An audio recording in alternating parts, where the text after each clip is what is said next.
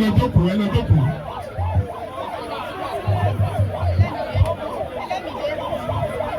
Ẹ lọ jókòó ẹ lọ jókòó. Tí a tó bẹ̀rẹ̀ ohunkóhun a máa fi àdúrà ṣáájú. A lè máa gbé èèyàn wa tí wọ́n kú.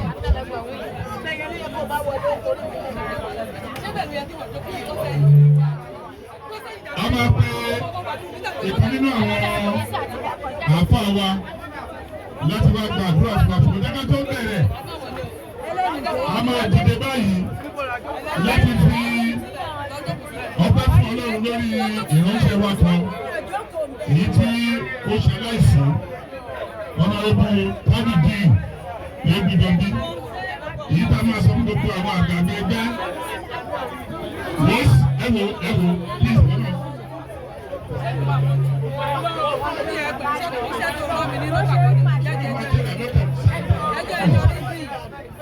So a máa fi ìdíje fún èèyàn wọn láti fi ṣe ìkẹyìn fún ọ̀nàrẹ́bù lẹ́gbìdọ̀bí èyí tí ó papòdà tó lọ sí ọ̀dọ̀ Ọlọ́run ọba ní àkókò yìí. Ẹ jẹ́ ká dìde ká bá fún ní just a minute.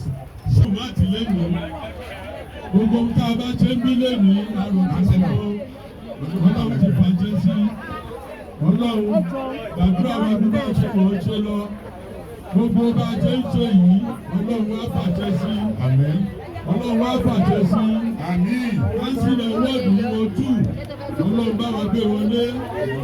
Chairman wa Afeez Ọláníyì Balógun àti bákẹ́jì ẹ̀ wọ́n tí òbí lókù kẹ́kọ̀ọ́ wọlé àtàwọn ọ̀dọ́ wa débẹ̀ agbára Ọlọ́run láti ọjọ́ ọ̀rọ̀ lójú láti àṣìṣe gbogbo ẹ̀yẹ aládùúgbò yìí láti gbẹ́gbẹ́ náà gbogbo ní ìsẹ̀sí Ọlọ́run ti gbàgbọ́ ara Ọlọ́run ní padà lẹ́yìn wa Ọlọ́run bá lọ sọ̀rọ̀ àwọn